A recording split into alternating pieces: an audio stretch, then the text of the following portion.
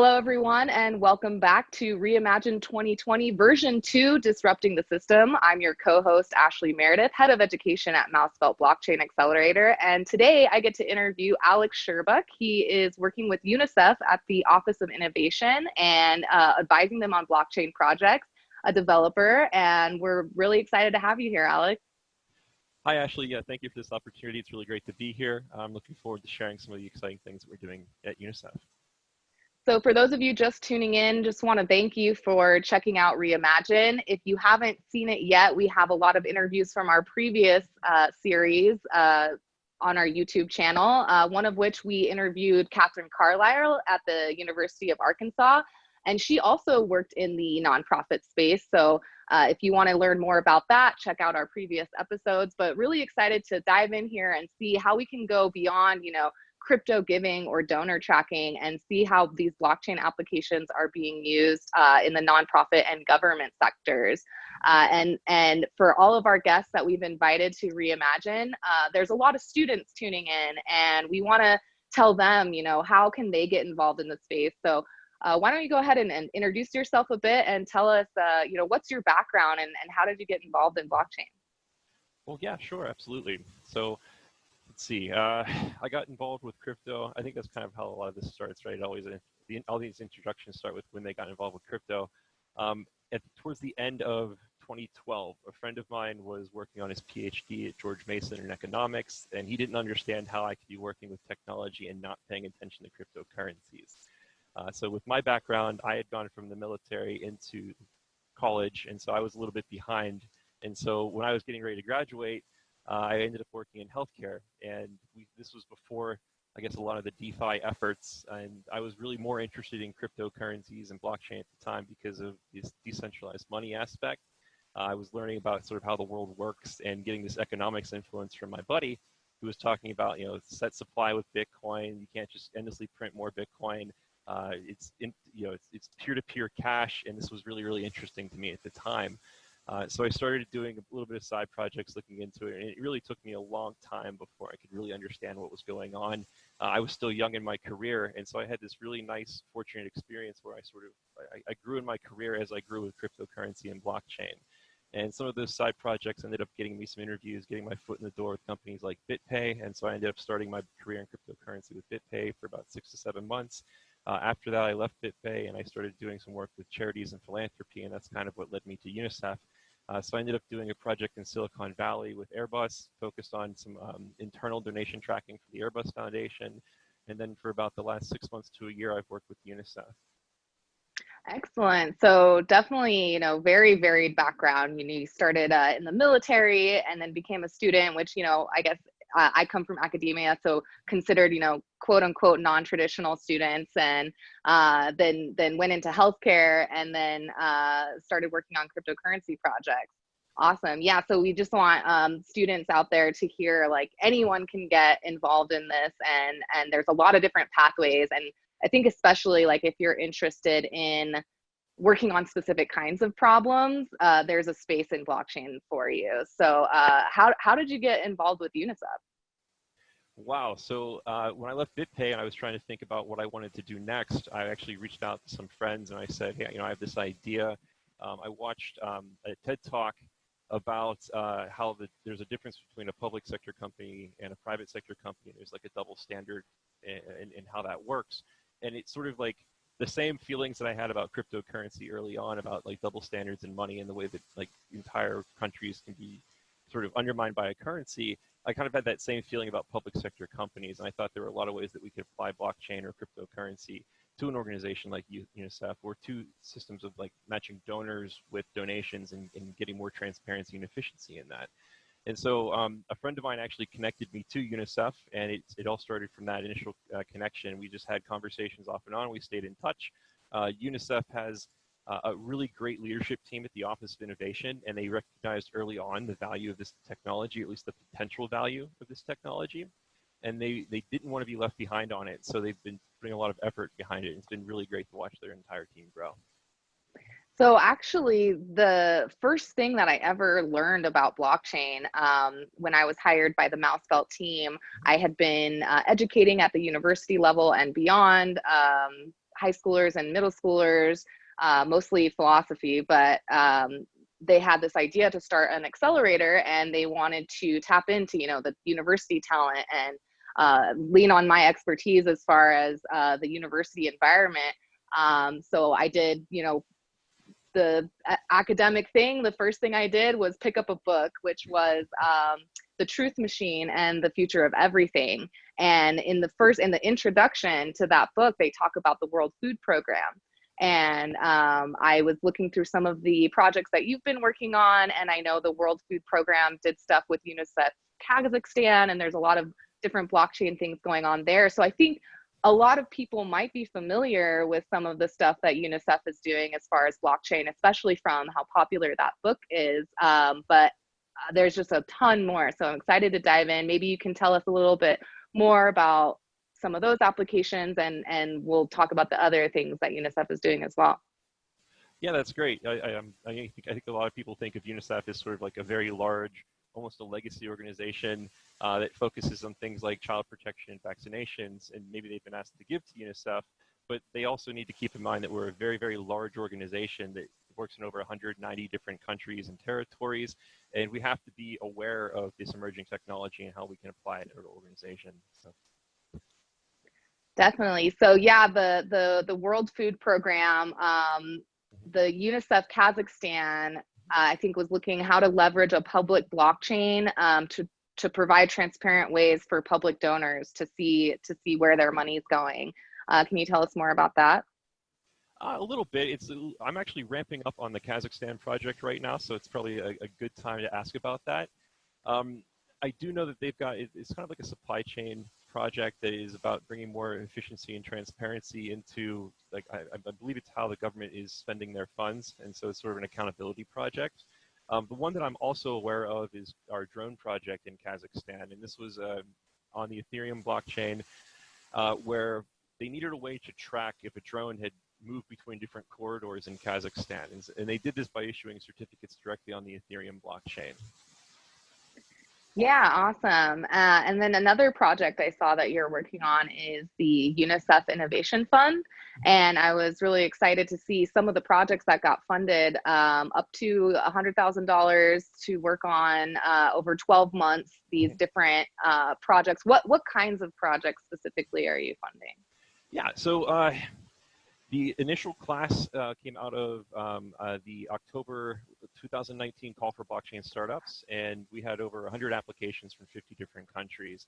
And the one that I'm most familiar with is called Prescripto, and they're specifically working in healthcare with blockchain. And one thing that I really liked about Prescripto is that whenever we were on the phone, we were talking, they're focused very much on their customers, and they always talked about, well, our users have this problem, our users need this to serve their needs. One thing that's really nice about, I guess, working with these different startups is, like, me with my perspective coming from where I live and whatnot, is I don't really know what use cases in blockchain are going to will benefit them. And so just meeting with them and letting them sort of talk about their needs and the ways that they look at applying blockchain to their own companies, their own startups is really like sort of the driver of the real innovation. It's like, we're not very prescriptive. We're there in an advisor or a mentorship capacity. So I know there's also OS City that is doing sort of like an identity-driven blockchain startup for sort of like government services and government projects. And then I can actually refer you back to the Crypto Fund website. You can get a full listing of our complete startups right now, and maybe get some more information on the ones that I haven't interacted with yet. Yeah, absolutely. I had interacted with Prescripto in the past as well, so it was great to see that they, got some attention and some funding, and that came through, just our efforts on the university side. As of right now, we have engaged students from 100 universities in 24 different countries, and what we've seen is there is a lot of interest in emerging markets like Latin America, Africa. And I'm wondering if you feel similarly, which is that by just listening to these founders and seeing what the blockchain use cases are that they care about, it's something that you really have to go out and learn and listen to, and maybe people who are advocating for blockchain, who are creating products, who are getting massive amounts of funding, aren't solving the right problems, because they need to be doing outreach and listening in these other markets, right? I mean, I think that's a really great point and question that you ask, and I'm really glad that you asked it, because when I was living in California, that was really sort of the stigma of blockchain, is that this is sort of a tool for us to get VC funding. And it was sort of like every app from 2 years ago with blockchain bolted on became the pitch. And I agree with you. I completely agree with you.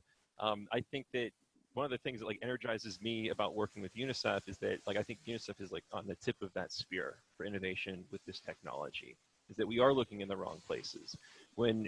So for example, when my friends are interested in crypto or blockchain, it's when the price is changing, right? When the price is shooting up or when the price is crashing. That's the only time they want to talk to me about blockchain. But when you start talking to people like with Prescripto or with these startups in emerging markets, they actually understand the value of this technology, because I think it can have the greatest impact on their lives. And that's where, like, this is a really fortunate position to me in my career, because when after like 6 or 7 years with this, to find out that it was just sort of becoming a bolt-on to a pitch, it was really disheartening.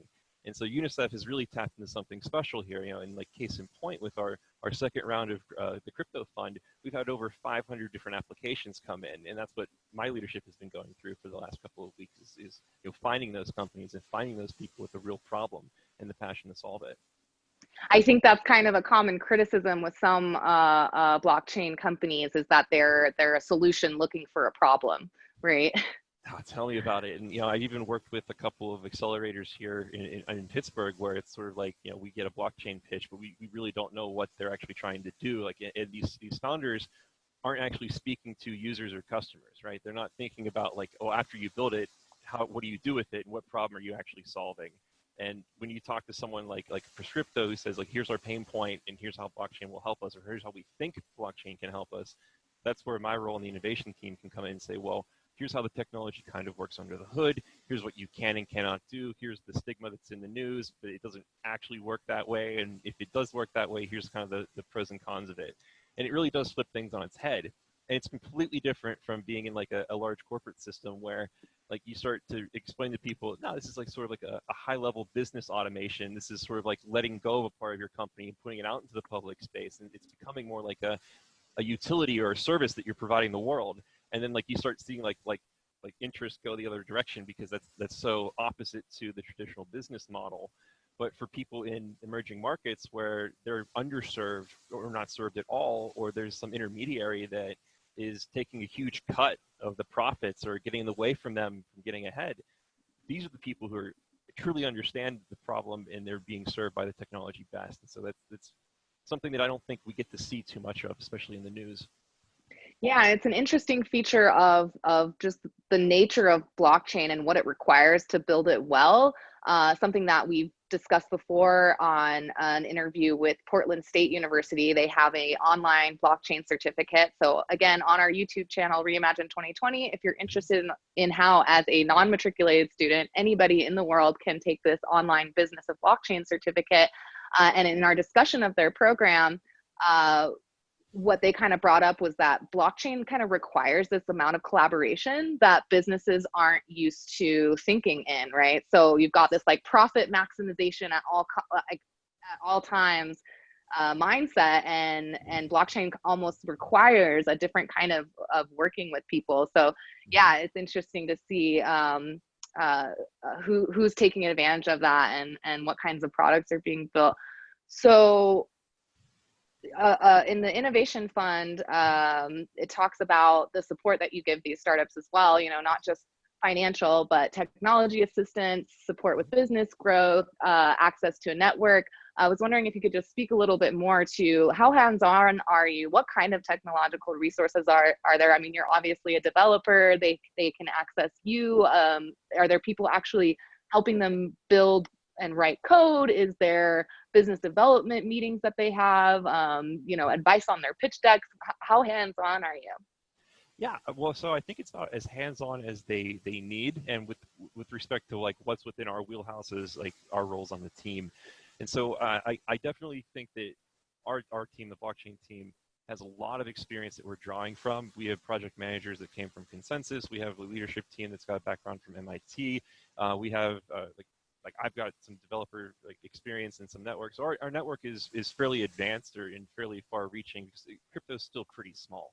And so it's a lot of times, like if we don't know how to do it, we could probably get you in touch with someone who does, or point you in the right direction so that you can get set up correctly.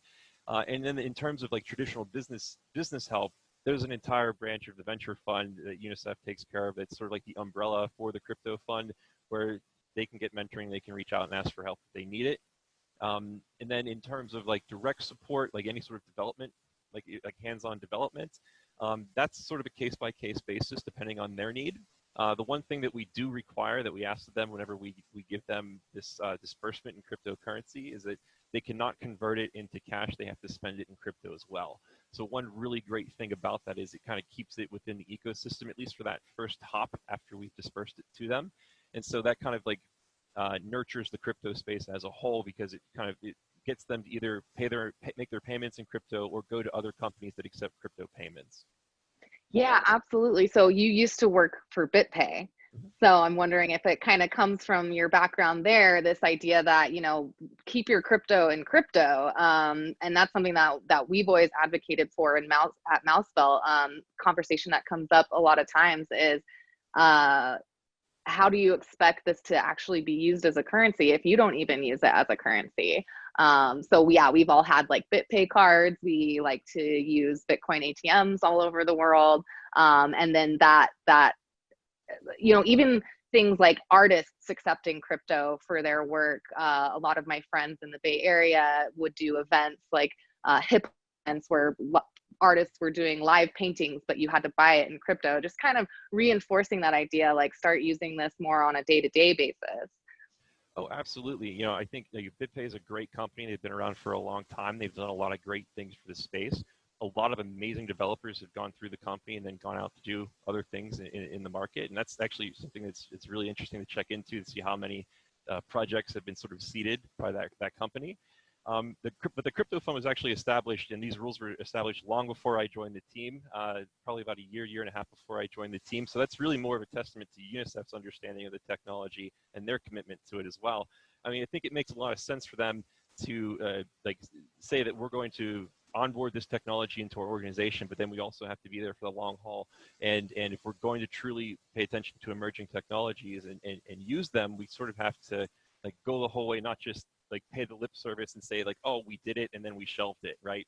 And that's something I think is really exciting working with UNICEF. And then I think it also helps the startups as well, because if when you've got an anchor organization or an organization that says like, hey, we're going to give you a disbursement in cryptocurrency, we need to hold you to the same standard that we're holding ourselves. I think that goes a long way. And so if we really want to, if we really want to benefit this community that we're trying to help out, then we have to actually like make use of the technology in a meaningful way.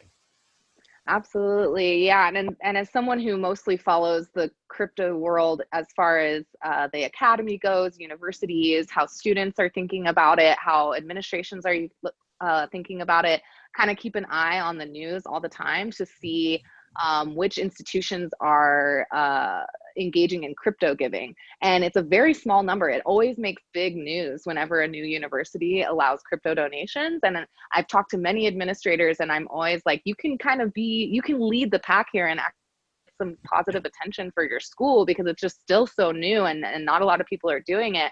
But yeah, there's a lot of hesitation, but I assume that UNICEF must accept crypto donations, right? Absolutely, yeah, through our crypto fund. So we've actually got a very good process in how we vet like the AML KYC, like process of how we actually vet our donors before they send us crypto, and then how that gets tracked through our organization. And this is actually one of the projects that I'm working on right now, internal to UNICEF. So we've got a project called Juniper, and well, this isn't like a very big like DeFi, like super blockchain app. It's something that I think is really exciting, because I think all organizations that deal with blockchain or crypto are going to need something like Juniper in the future. And this is an internal tool that we've developed with our Department of Finance, where any sort of accounting that needs to take place for cryptocurrency, whenever we receive a donation, how do we track it as it moves through our organization, and then once it gets dispersed to a company? For a lot of different, since we're in so many different places in the world, there are a lot of different requirements for how we report on that and how we keep track of that information. And one of the best, I think, examples I've been given that came from our finance office, that came through our team and my leadership was, we really actually need to think of this sort of like an asset class, almost like a motorcycle. And so when someone donates a motorcycle to UNICEF, it has a certain value when we receive that donation of that motorcycle. And then maybe it sits in storage for 3 months or 6 months or however long, and it gets auctioned off. And then at that time, it has a different value. And so there's an accounting Yeah. process that takes place. It might appreciate or depreciate, whatever that asset is. Exactly. And that's something that we deal with, I think, on a daily basis in blockchain cryptocurrency. Yeah, and it doesn't seem that hard to understand when you explain it that way, right? To people who may not understand cryptocurrencies, or even universities too. I have conversations with people like that. It's like they get pieces of artwork donated to them, right? And those things change in value, and they have ways of keeping track of that. So why would cryptocurrency be any different? Any specific coins that you accept, and I'm sure there's like a vetting process for all of that too. So right now the crypto fund accepts Bitcoin and ETH, but in terms of like those requirements, that's really outside of my wheelhouse as a software developer. I'm not the one who makes those decisions, but I can say that we're definitely aware of what's out there, and we pay very close attention to what's going on in space. Awesome. So anybody got some extra BTC or ETH laying around and want to make a donation to UNICEF accepts Bitcoin and ETH. Awesome. Well, I also wanted to talk about the Atrium because I think this kind of sandbox environment is something that we at MouseBelt have advocated for in the past. When regulatory stuff comes up in the news and we see that, China's making all sorts of investments into blockchain technology, and is the US falling behind? And we see in other countries these regulatory sandboxes that governments create so that people can innovate, and wonder if you think that there's innovation being stifled, or that this is a good model, and this is for the UN, right? Tell us all about the Atrium. Yeah, okay, so the Atrium is part of the UN Innovation Network, and this is driven by three major or primary organizations, which are the United Nations Development Program, UNICEF, and the World Food Program, which, as you mentioned, has been involved in blockchain as well. So it's an interagency platform, and it's all about driving innovation, communication. It's a community-driven effort for blockchain within the UN. So it's open to any UN personnel who's interested in blockchain. It's a place where we want people to come and jumpstart their projects. If they have something interesting that they want to share, if they want to start a discussion, this is where we'd like it to take place. And we've also provided a practical guide for blockchain within the UN that you can get at atrium.network/guide. And this is a really big, beautiful PDF document with a lot of good, useful information that sort of guides how we envision blockchain applying to the UN and the different national NatComs that we've got that we work with around the world. Yeah, and I just think that mindset of like having kind of open access, of course, it's only open to like UN groups, but having this kind of network of information that you're kind of making available for people just to enhance collaboration, to speed up development. I thought it was really awesome. One of the case studies or the examples was that they were able to create an app in a faster amount of time. It said something like they saved 86% of the time that it would have taken to launch this app was faster because all the code base was already in the Atrium. I think that was in 2019 with the World Food Program. Yeah, and so this is actually like another really cool aspect of the Atrium is that it's also a place to get hands-on experience. And so as soon as you join, we actually issue you your own wallet, and we give you a certificate on an in-house blockchain that's based on Ethereum that we're using. When you launch a project, we give you another certificate. So this is working with some of those non-fungible token standards that are very popular, at least have been getting very popular in the last couple of years. And then even for being a contributor. And so if you contribute to a discussion, you get a different type of token or a different type of certificate, rather, on blockchain. So it's not just a place to come, and it's not like a forum, but it's a place where you actually get exposure to the technology and work with it a little bit. And like is like part of the UNICEF's Office of Innovation is we're very committed to open source work. And so a lot of this work that we're doing, we give it away for free, and it plays a role in our digital public goods project, where it's sort of identifying these things that can be a benefit to the organization and putting them out there for as many people to use as possible with an open source license. Absolutely. And then another cool project I saw that you're working on is Giga, and being able to bring internet to people all over the world. I think this is super topical, right? As parents are sending their kids back to school virtually, and I'm sure this is happening all over the world, not just the US. And you see, I've just been seeing, a lot of news reports and stories about families who don't have access to the internet, or they have some school approved broadband that only is going to last long enough for one kid to take a few hours of classes, so it's a huge problem. It's super topical and relevant right now. But so I think everyone can understand, trying to get internet to schools all over the world, but how does blockchain play into that? Oh, absolutely. So Giga is actually a very large umbrella at the Office of Innovation, and it's comprised of about 4 different parts. The first one is the actual problem of mapping these schools all around the world. And that's a machine learning driven project that we've got a team looking at. Is there a way that we can incentivize people to come and start saying, like, here's a school, how do we check that data entry? We've got the finance portion, which blockchain can obviously, some form of funding for connectivity, connecting a donor with the school, where this donation funds this amount of connectivity at that school. And then there's the actual infrastructure, getting the infrastructure set up for that organization, and whether or not being some form of node, or is this blockchain play a role in that as well, is something that we're exploring. Then actually empowering the people after they are connected, like how do they actually use this connectivity that we've given them, and how do we account for that to our donors? And that's something I think the blockchain can play a role in as well, because of the transparency and auditability and whatnot. Absolutely. That was a cool map to see. You said it was like kind of AI generated map of the connectivity of the world. Was maybe going to pull it up, but where can people find that? So I would refer you back to our Project Giga website, and I believe it's also projectconnect.world. Project Connect was sort of the lead up to the mapping project that was part of Giga. Awesome. Well, speaking of students and getting more access to education, you also have a surge program.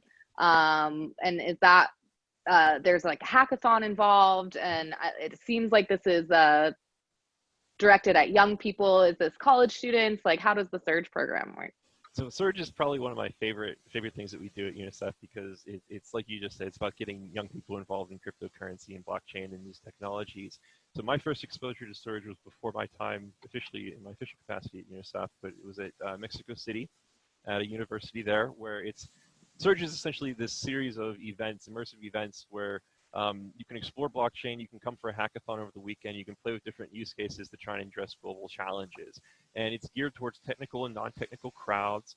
And at this event in Mexico City, there were people lined up out the door who came from all across the country. And it was just really amazing to sit down with them and start getting my first exposure to these folks who had a problem they wanted to solve, or had an idea they wanted to try out. And then going back to that, like, hey, here's crypto, here's blockchain, here's kind of how it works, here's how it doesn't work, here are the tools that are available in the space, here's a project that I can connect you with, and like sort of seeing like that connection, like their eyes lighting up with like, oh my gosh, like learning is happening, like there's something being built here. And then over the weekend, watching them work tirelessly and not get any sleep and pound, energy drinks and things like that. And then on Sunday present their ideas. So we've done Mexico City, Mexico. We've done work at Cape Town, South Africa, New York City in the USA, and in Bangkok, Thailand. Awesome. And so it is blockchain specific hackathons and events. Mm-hmm. Yes. Awesome. And I thought it was great that you invite, technical and non-technical people. Is that to help? Is there a goal when they're building these projects that they will need input from non-technical people? Are they working on actual kind of business plans, or do they need a marketing element when they present their project?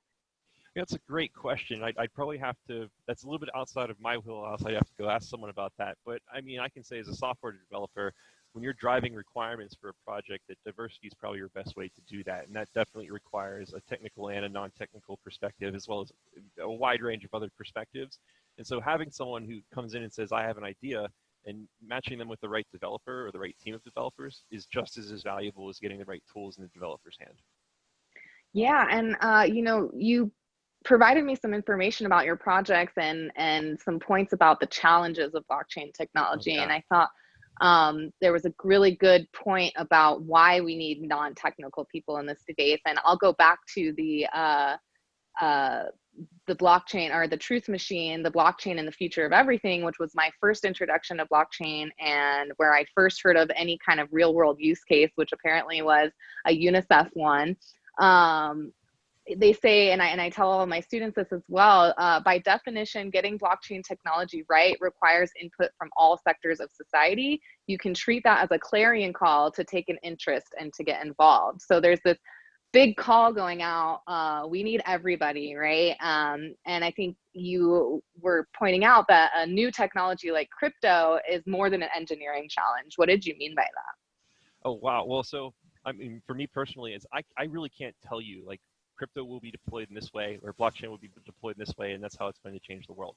Because that's my number one criticism of the entire market, is that we've got a lot of very siloed software developers saying, here's my blinders on perspective of this technology, and that's how we end up with apps with blockchain bolted on, and then no one can really communicate what they're actually fixing or solving in the world.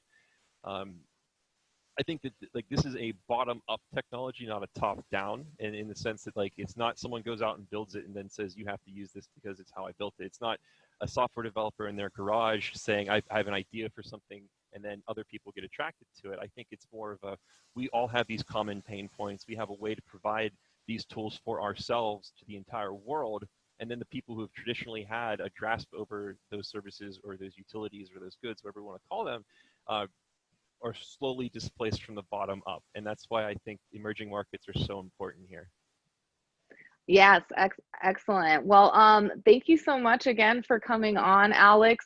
Just a couple of fun questions to wrap up, especially for all our students tuning in.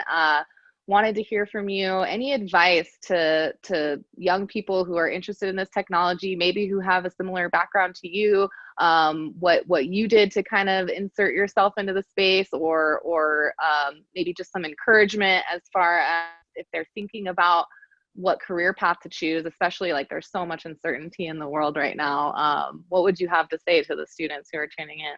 That's a huge one. So thank you. Well, so I don't think that the world is going to change because of a large corporation reinventing the way they do a database with blockchain. And I don't think that it's going to happen behind closed doors with private blockchains. I think that public blockchain is the real way forward. And the fortunate thing about that is there's so much work being done in open source that's just freely available. And there's so many people that want you to come and play with their tools or build with them or share your perspective and participate. Because I think that we're really going to see change when all of these people come together and we start building towards the world that we actually want to live in instead of the one that's been prescribed to us. And so I think that the thing that you can do right now that is the best thing is just go out and try and execute on an idea. It's cool. It's great to have ideas, and I think that's one of the really great good things that come out of the ICO craze was there's just ideas everywhere. So it really did prove the sky is the limit. But the ones that are sticking around, the ones that are working, are the people who went out and tried to execute it. They actually tried to solve a problem, and they put it out there for the world to see it, and they're doing really well. So I would say start a project, build something, find people who want to build something, and just start gravitating towards those groups, because it probably won't happen overnight, but in a few years, maybe 2 years, that's how you get there. Yeah, and then our final question, Reimagine 2020 came in response to the wave of shelter-in-place orders, and largely my role at MouseBelt was to organize in-person events and travel to conferences and a lot of student hackathons. So all their events were canceled, and we wanted to take this as an opportunity to pause and reflect and reimagine how the rest of this year might play out. And in the last 3 months, I think that we've only seen, more failures of our current systems, economic crisis, health crisis, political strife at home and abroad. So we wanted the theme this series to be disrupting the system, and asking all our interviewees, what blockchain use cases most excite you, and do you think have the most potential to disrupt systems? Wow. Well, I think there's a lot of things happening in DeFi right now. As far as specific projects go, I would definitely have to refer you to our crypto fund startup companies, because I really do think Prescripto in data privacy, data in healthcare is a really compelling use case. I don't know what the solution is because I hope they're finding it. In terms of what excites me, it's all of these projects. It's like the white collar automation is coming out of this. It's we're taking business process and we're automating it and we're putting it out there for everyone else to benefit from it. So all of this previously siloed knowledge and secretive information is now available for other people to tap into and use. And I really like the protocol-driven vision of the future versus an app vision of the future. So instead of having like one app that dominates the market, we have many different applications that dominate based on a protocol and different implementations of it. So we get applications that serve individual user needs instead of like a one-size-fits-all solution to problems. Awesome. Yeah. I mean, I think with our current health crisis, you're seeing how willing people are to buy into sharing their health data to keep everybody safe, right? Contact tracing. I think that people are going to be more interested in sharing their health data, and if we can provide solutions that make it really private and that you can own your health data, I think people are really primed for it right now, and that could be a really big disruption if blockchain can figure that out. And then, yeah, I totally agree about the white collar solutions, or we're taking out the middleman, right? Like Right. someday we won't need accountants. It'll Right. all be it'll be executed by code, and it'll all be we can trust it, right? Absolutely. I mean, like when you think about sharing healthcare data, it's like I think the best example was when I go to the bar and I show my ID, the bartender knows where I live now, and like I don't actually need to show them where I live. I just need to prove that I'm old enough. And so when I share my healthcare data, I only want to share the data that they actually need, not everything else. And that's something where the current system doesn't really do the best job for us. So I'm really hoping to see solutions like that come out of the space. Absolutely. Well, thank you so much for sharing all your thoughts about blockchain and where it's headed, and the projects that UNICEF is working on. For anyone just tuning in, thanks for joining us at Reimagine 2020 version 2, Disrupting the System. We're talking with Alex Sherbuck over at UNICEF. Anywhere you want to direct people to find you if they want to learn more? Oh, wow. Well, I would just say check out the UNICEF Office of Innovation website, and that's where you can find links to all of our crypto fund and all the different projects and startups that we've talked about today.